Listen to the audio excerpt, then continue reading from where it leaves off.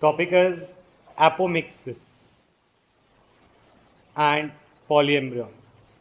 So what is apomixis? Apomixis is the property in which there are production of seeds without fertilization. Production of seeds without fertilization. मतलब seeds बने but बिना fertilisation. मतलब product of seeds क्या होते हैं? Seeds बनते हैं embryo से, है ना? और seed is a product of fertilisation, but यहाँ पर एपोमिक्सिस में सीड्स बनते हैं बट फर्टिलाइजेशन नहीं होता। तो इसके दो एग्जांपल्स हैं कि how does what is the mechanism. अगर मैं पूछूं एपोमिक्सिस हो कैसे सकता है, there are two mechanisms of apomixis, there are two explanations of apomixis. वो दो एप्लीकेशंस क्या हैं ये देखें। First of all is polyembryony.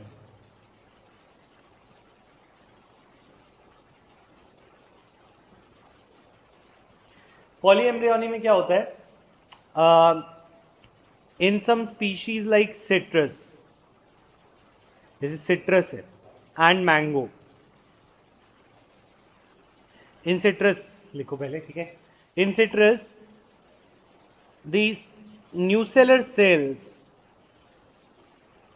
cells come into the embryo sac and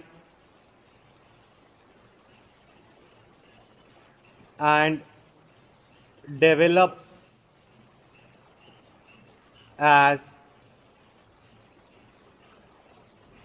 seeds और डेवलप एज सीड्स। मतलब क्या है?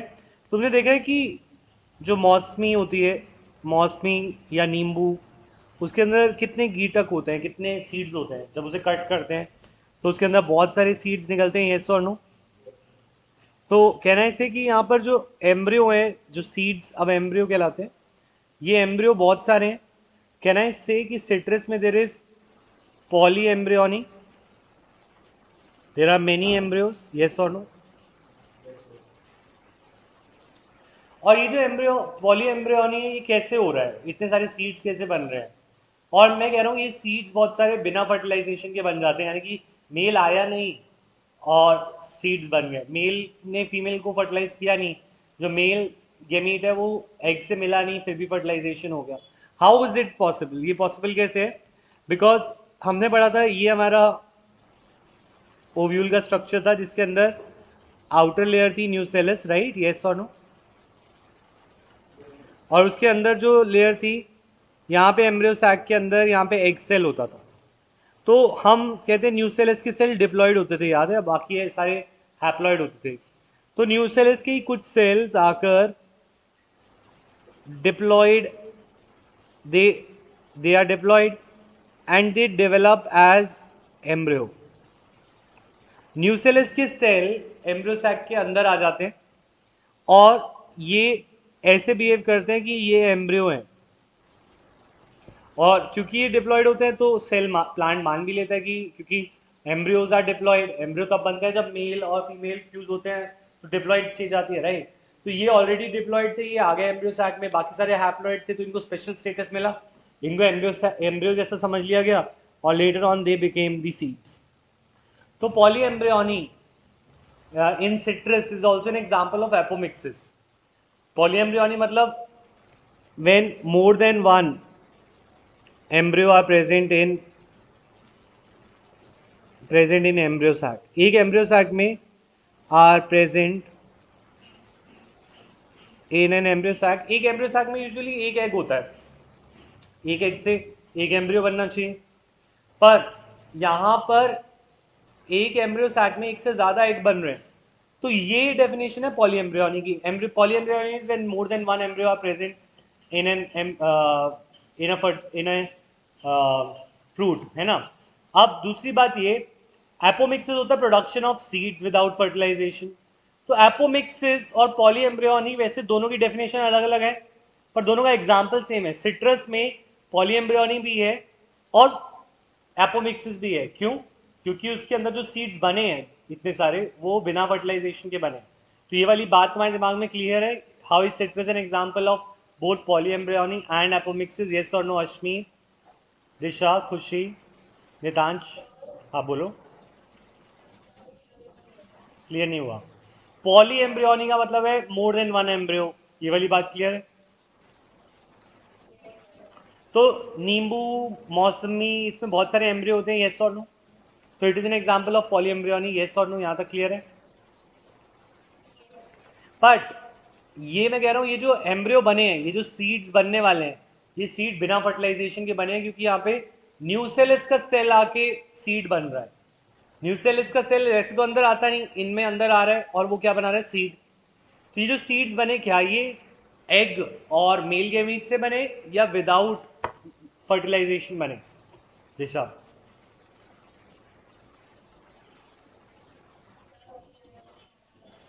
देखो, क्या यहाँ पर पॉलन ग्रेन आया? क्या यहाँ पे पॉलन ग्रेन लैंड हुआ? और क्या मेल गैमीट ने फर्टिलाइज किया, या न्यूसेलिस का सेल ही आके सीड बना दिया? तो यहाँ पे क्या मेल का पार्ट आया? कोई पॉलन ग्रेन आया? नहीं आया। यहाँ पे सीधा न्यूसेलस का सेल ही एम्ब्रियो बन गया। तो यहाँ पे सीड्स तो बने, पर ये नकली मेथड से बने। यहाँ पे प्रोडक्शन ऑफ सीड तो हुआ, बट विदाउट फर्टिलाइजेशन हुआ। यस और no Disha? So that is why it is also an example of apomixis. ठीक है, क्लियर है? अमृत, खुशी? ठीक है। अच्छा, अब अगर हम बात करें एक और एग्जाम्पल से, इन ग्रासेस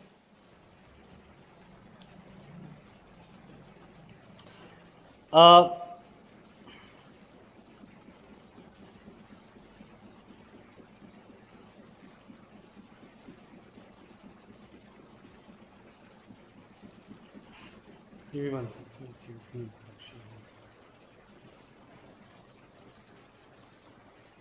इसके एग्जाम्पल देखो एक से।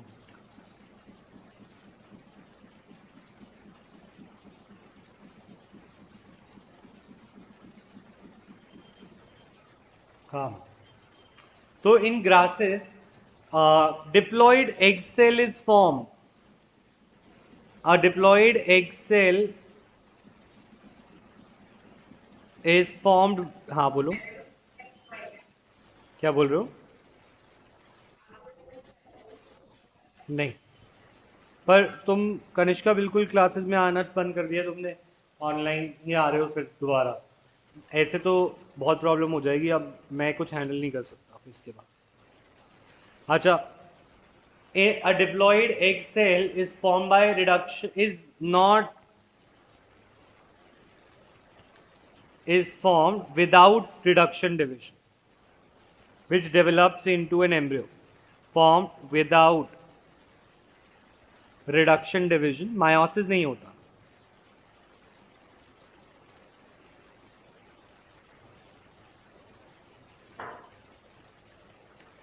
A diploid egg cell is formed without meiosis, which develops into an embryo, which develops into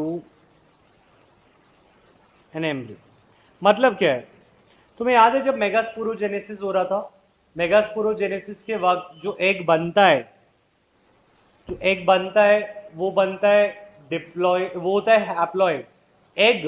embryo sac के अंदर जो एग होता है वो हैप्लॉइड होता है, हाँ या ना? पर यहाँ पे जो एग बन रहा है वो डिप्लॉयड है। क्यों? क्योंकि वो मायोसिस हुआ ही नहीं। मायोसिस से जो क्रोमोसोम नंबर होते थे वो हाफ हो जाते थे। अगर मायोसिस हो ही ना और डिप्लॉयड एक्सेल माइटोसिस से बन जाए तो खुद ही डिप्लॉयड होगा, तो उसे मेल की जरूरत ही नहीं। ऐसा ग्रासेस में होता है। तो एपोमिक्सिस के दो एग्जांपल अगर मैं पूछूं तो तुम बोल सकते हो पॉलीएम्ब्रियोनी एंड, हाँ बोलो। हम्म, माइटोसिस में दो और मायोसिस में चार। तो इन ग्रासेस एक डिप्लॉयड एक्सेल बनता है, वैसे एक कैसा होता है? हैप्लॉयड। इसमें डिप्लॉयड बनता है। कैसे बन जाता है? क्योंकि वो मायोसिस करता नहीं, और मायोसिस नहीं करता, वो डिप्लॉयड है, तो वो एम्ब्रियो बनने के लिए डायरेक्ट एम्ब्रियो बन जाता है without the need of male gamete, यानी कि पॉलन की जरूरत ही नहीं, डायरेक्ट खुद ही एम्ब्रियो बन रहा है। तो this is an example of apomixis. तो एपोमिक्सिस के दो एग्जांपल्स क्लियर हैं एवरीवन? किसी को डाउट है तो ask me. Nandini, is this clear? Samriddhi? Polyembryonic citrus और mango case.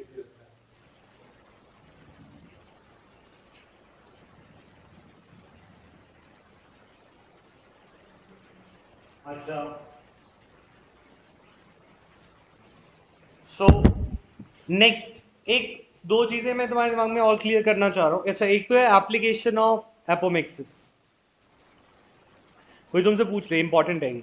Application of apomixis, apomixis की कोई एप्लीकेशन है क्या हमारी लाइफ में?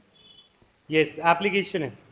तुम्हें याद है हम जब आर्टिफिशियल हाइब्रिडाइजेशन कर रहे थे, हमने क्या किया था? एक प्लांट, दूसरा प्लांट, मैंने बोला था एक प्लांट ए है जिसका मुझे सपोज उसका सीड पसंद है क्योंकि वो अच्छा यील्ड दे रहा है, और एक प्लांट बी है जो मुझे डिजीज रेजिस्टेंट है। याद आ रहा है? हमने बोला था प्लांट ए और प्लांट बी का हाइब्रिडाइज करके मुझे एक प्रोडक्ट चाहिए। यस और नो? याद आया?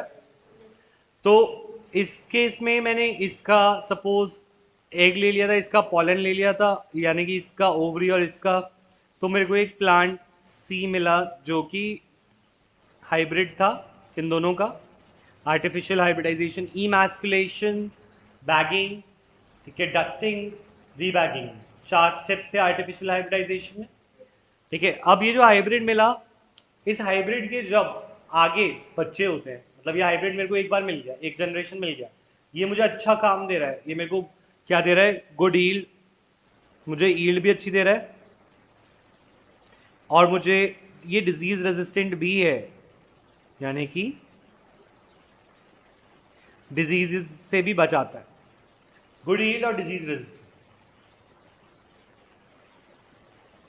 अब जब मैं ये प्लांट सी मुझे मिल गया इतनी मेहनत करने के बाद, मैं एक्सपेक्ट करूंगा कि जब प्लांट सी के साथ हाइब्रिडाइजेशन होगी, तो मतलब आगे जब जनरेशन बढ़ेगी, मैं ये प्लांट सी को मैंने अपने खेत में उगाया, अब मैंने खेत में उगाया तो प्लांट सी के साथ ही पॉलिनेट होगा क्योंकि मेरी पूरी खेत में वही फसल है ना? तो अब प्लांट सी के साथ क्या करता है? हाइब्रिडाइज होता है, तो एक्चुअली में हमें प्लांट ए और प्लांट बी जैसे भी मिल जाते हैं। प्लांट ए और प्लांट बी जैसे मिल जाते हैं, मतलब मेरी मेहनत जो थी आर्टिफिशियल हाइब्रिडाइजेशन की, वो दूसरी जनरेशन में आगे वेस्ट हो जाती है। तो मैं जो हाइब्रिड सीड्स मुझे मिलते हैं वो एक जनरेशन के मिलते हैं, मतलब मैंने ए और बी पे मेहनत करी तो मुझे एक जनरेशन मिली प्लांट सी की, तो वो मैंने खेत में उगा लिया, मेरे को अच्छा यील्ड मिला। पर अगले सीजन जब मैं प्लांट सी के आगे सीड्स लूंगा और उसको उगाऊंगा, प्लांट सी जो रिप्रोड्यूस करा आपस में, तो वो मेरे को हाइब्रिड नहीं मिलता, वो वापस से सेग्रीगेट हो जाता है ओरिजिनल कैरेक्टर में। कुछ प्लांट ए भी आ जाते हैं, कुछ बी भी आ जाते हैं, सी भी आते हैं। तो इससे बात ये है कि मेहनत ज़्यादा है, एक ही बार रिजल्ट मिल रहा है, बार बार नहीं मिल रहा। येस और नो, ये वाली बात समझ में आई? तुम्हें प्रॉब्लम समझ में आई?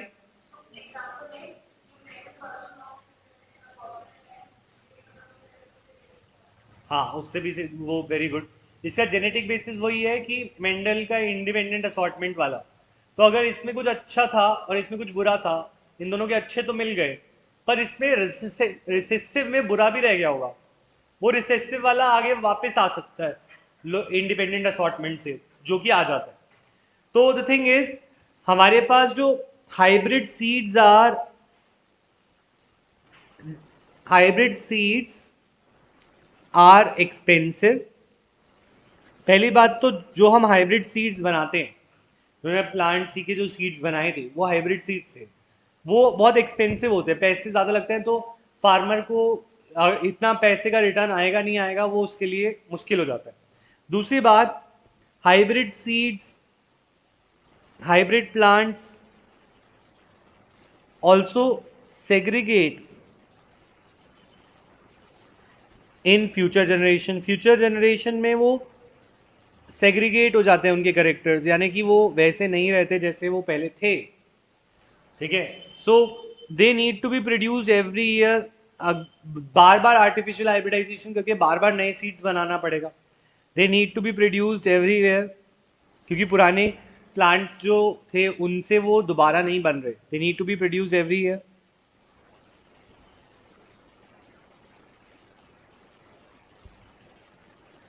ऑल्सो ये एक्सपेंसिव है, सेग्रीगेट कर जाते हैं और ये बार बार प्रोड्यूस करने पड़ते हैं, they need to be produce every year. तो ये सारी डिसएडवांटेजेस हैं of the artificial hybridisation. These are all the limitations जिसकी वजह से हम आर्टिफिशियल हाइब्रिडाइजेशन को यूज नहीं कर पाते ऑफ हाइब्रिड सीड्स। हाउएवर इसका एक सोल्यूशन साइंटिस्ट ने सोचा है। साइंटिस्ट ने ये सोचा ये हाइब्रिड सीड्स अलग अलग क्यों हो रहे हैं, क्योंकि ये सेक्सुअल रिप्रोडक्शन दिखा रहे हैं। क्या दिखा रहे हैं?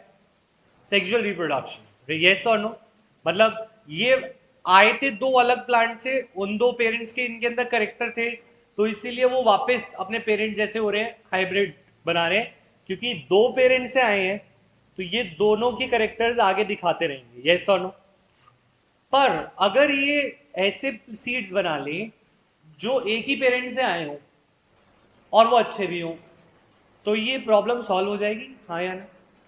अगर एक ही पेरेंट से आए, एक पेरेंट यानी सेक्सुअल रिप्रोडक्शन की बात करें या ए सेक्सुअल, मतलब kind of like sexual reproduction की जगह अगर ये प्लांट्स ए सेक्सुअली रिप्रोड्यूस करेंगे तो हमारी प्रॉब्लम सॉल्व हो जाएगी। एक बार सीड बनाना पड़ेगा, मेहनत करना पड़ेगा वो सोचने में कि वो कैसे बनेंगे, पर दूसरी बार वही बनेंगे, तीसरी बार भी वही बनेंगे, हमेशा वही बनेंगे। तो if hybrid seeds are if hybrid seeds can be made apomictic seeds,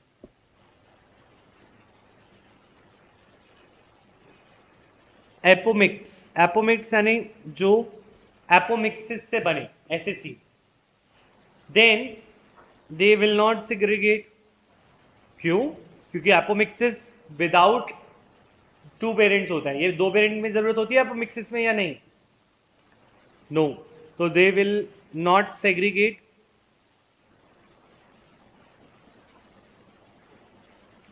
अगर हमने कोई ऐसे सीड बना लिए जो एपोमिक्सिस करते हैं, जिनके अंदर सीड्स बिना फर्टिलाइजेशन के होते हैं, तो अगर फर्टिलाइजेशन के बिना सीड्स आएंगे तो जैसा पेरेंट है वैसे ही बच्चा होगा।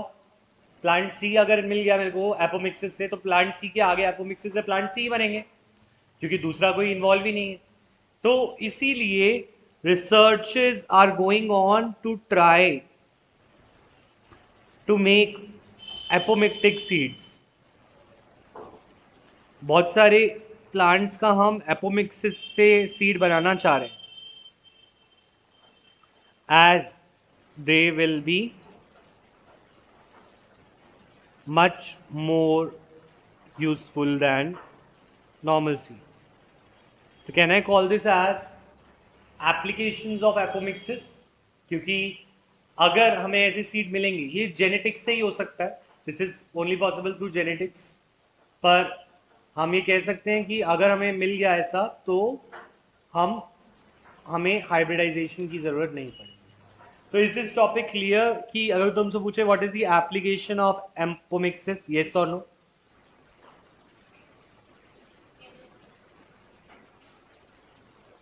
ठीक है, क्लियर है? मैं पूछूंगा अभी थोड़ी देर में तो याद रहेगा कि हाइब्रिड सीड्स की क्या डिसएडवांटेजेस हैं और एप्लीकेशन ऑफ एपोमिक्सिस क्या है। ठीक है, अच्छा, तो अब हम शुरू करते हैं chapter 6 just in few minutes.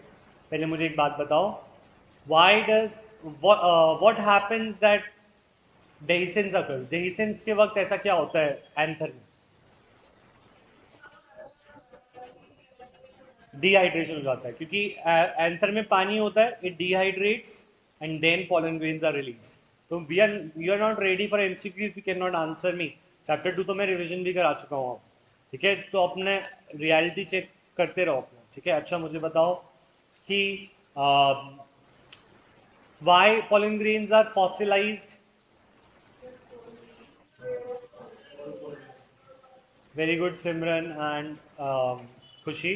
Because outer layer is made up of sporopollenin, which is extremely resistant to acid, temperature, everything. है ना? अच्छा, जिसको भी आता है वो आंसर करेगा। ठीक है, अच्छा, can you tell me how does, या फिर हम ये पूछें कि the coconut water represents which stage in the endosperm? Coconut water represents which stage of endosperm?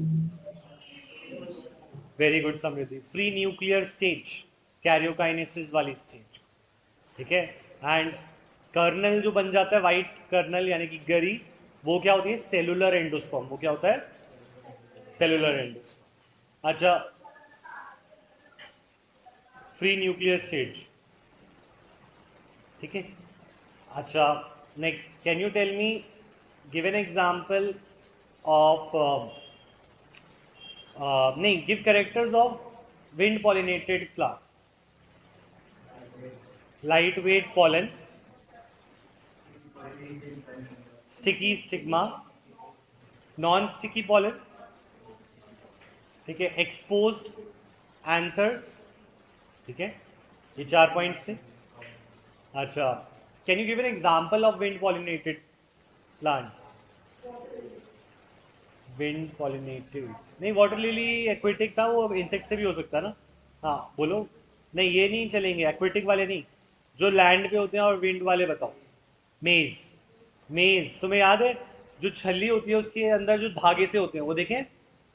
वो धागे क्या है? वो विंड में उसको पकड़ने के काम आते हैं. किसको?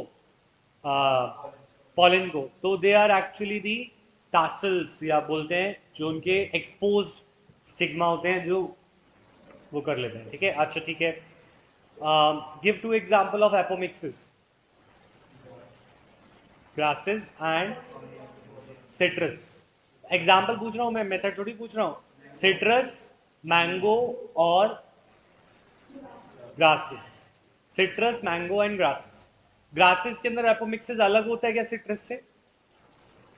यस और नो? यस. ग्रासेस में जो होता है वो डिप्लॉयड एग बनता है, जो कि बिना मायोसिस के बना है. और इसमें सिट्रस में न्यूसेलस की सेल आ जाते हैं. यस और नो? हो जाएगा. हाँ बोलो. न्यू से हर चीज डिप्लॉयड होती है, क्योंकि एम्ब्रियो सीड को डिप्लॉयड बनना है, तो हमें दो से डिप्लॉयड सेल चाहिए. न्यूसेलस की डिप्लॉयड सेल हो जाए या एग डिप्लॉयड हो जाए. इसमें न्यूसेलस डिप्लॉयड होता है, इसमें एग भी डिप्लॉयड होता है. ठीक है. मैंगो, हाँ मैंगो एपोमिक्सिस का एग्जाम्पल है. ठीक है. हाँ बोलो.